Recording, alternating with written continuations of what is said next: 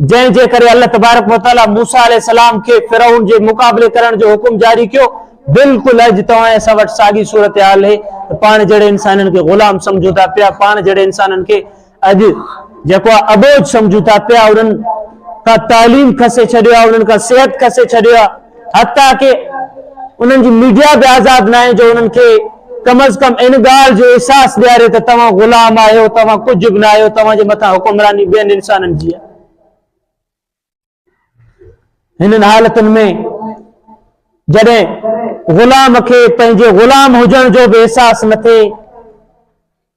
उन खे पंहिंजे इस्तिसाल जो भी ख़बर न हुजे, उन खे इहो भी ख़बर न हुजे त मां मज़लूम आहियां, मां ते ज़ुल्म पियो थिए, त तव्हां असां पढ़ियल लिखियल तबके जी, उलमा जी, प्रोफेसरनि जी, असातिज़ा जी, टीचरनि जी जिम्मेदारी बणिजे थी पई उथिन इन मैदान में उन गुलाम कौम के चैन बुधाइन त तव्हां गुलाम आहियो, तव्हां जे मथां हुकुमरानी ॿिया करनि था पिया, तव्हां मज़लूम आहियो, तव्हां जे मथां ज़ुल्म थिए थो पियो, जिम्मेदारी बणिजे थी पई। जेकॾहिं न सिर्फ हर को पंहिंजी इनफरादी जिंदगी में खुश रहण चाहे थो पियो, सिर्फ मां ठीक हुजां, मां बेहतर हुजां,